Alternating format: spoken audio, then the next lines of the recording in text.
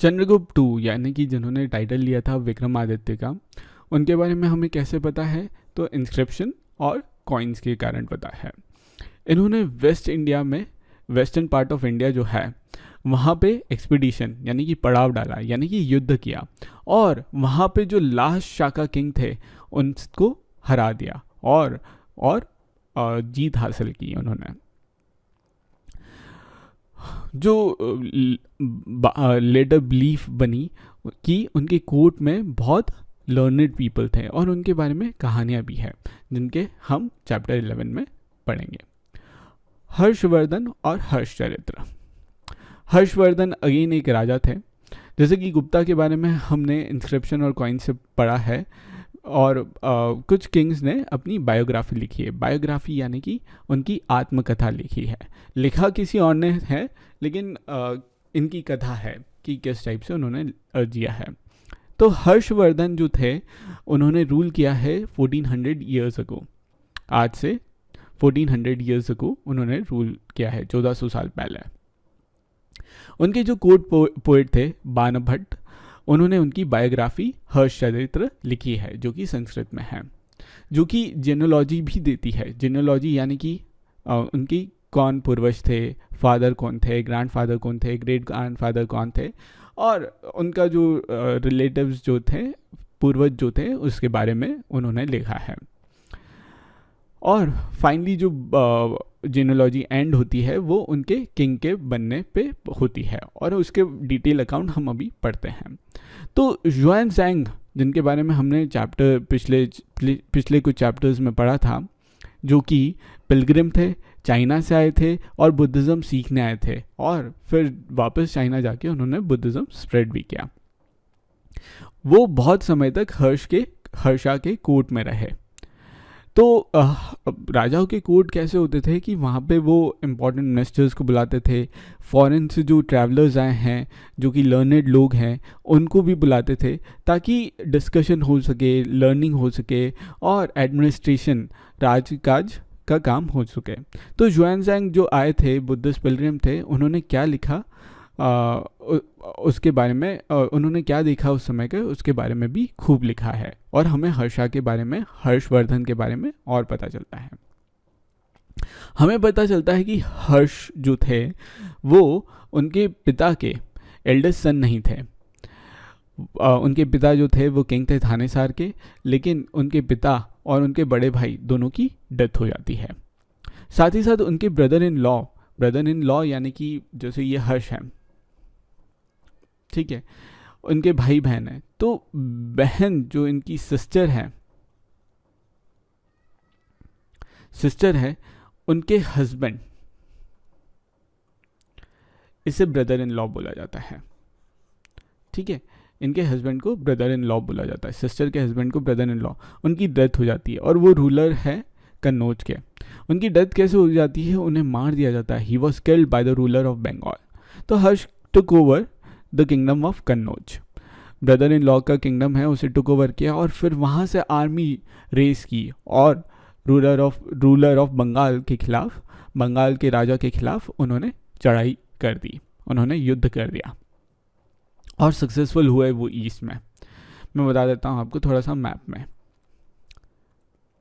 यहाँ से स्टार्ट हुआ थानेसर से, जो कि उनके फादर और ब्रदर ने रूल किया था, उसके बाद उनके हाथ में आ गया।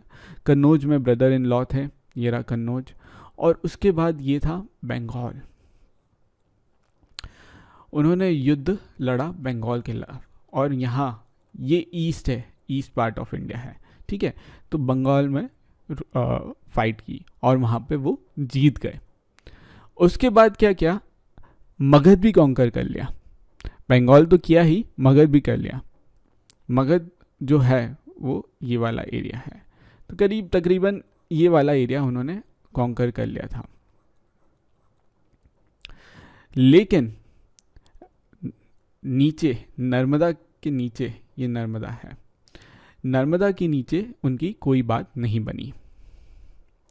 ही was successful in the east यानी कि Bengal and Magadh, but he was not successful elsewhere, बाकी जगह सक्सेसफुल नहीं था। उन्होंने नर्मदा को क्रॉस करके डेक्कन की तरफ आने की, यानी कि साउथ इंडिया की तरफ आने की कोशिश की, लेकिन उनको रोक दिया गया था दूसरे एक रूलर ने, उस समय के चालुक्य डायनेस्टी के रूलर पुलकेशिन द्वितीय ने, पुलकेशिन सेकंड ने, पुलकेशिन 2 ने, कुछ भी बोल सकते हो आप। ये इसके नाम का एक और कोई पर्सन हो चुका होगा, राजा हो चुका होगा, इसलिए ये द्वितीय यूज़ किया गया है। इससे हमारी ये सिंपल अंडरस्टैंडिंग बैठती है। अब हम बात कर लेते हैं साउथ में कौन कौन से राजा थे। तो पुलकेशिन तो हमने अभी पढ़ा कि उन्होंने हर्ष को नर्मदा पे ही रोक दिया और हर्ष को उन्होंने नीचे नहीं आने दिया, साउथ इंडिया में नहीं आने दिया।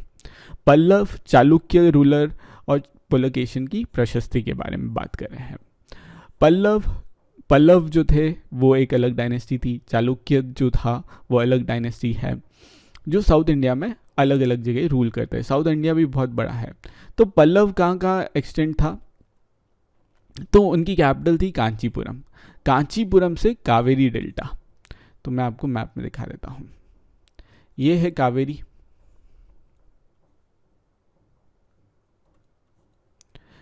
और अच्छे से बना देता हूँ, ये कावेरी है, दिख रहा है क्लियर? ठीक है। और ये रही कांचीपुरम। तो इन्होंने बोला है कांचीपुरम से कावेरी के बीच में तकरीबन ये वाला एरिया होगा जो पल्लव का होगा, पल्लव का जो एरिया होगा, ठीक है, पल्लव डायनेस्टी का ये एरिया होगा। एंड मैंने ये बताया कि बाउंड्रीज जो है वो फिक्स नहीं रहती है, चेंज होती रहती है। जबकि चालुक्यास जो थे उनका जो था वो रायचूर दोअब में उनका था। 2 नदी है, कृष्णा और तुंगभद्रा, उनके बीच में था। मैं आपको बता देता हूं,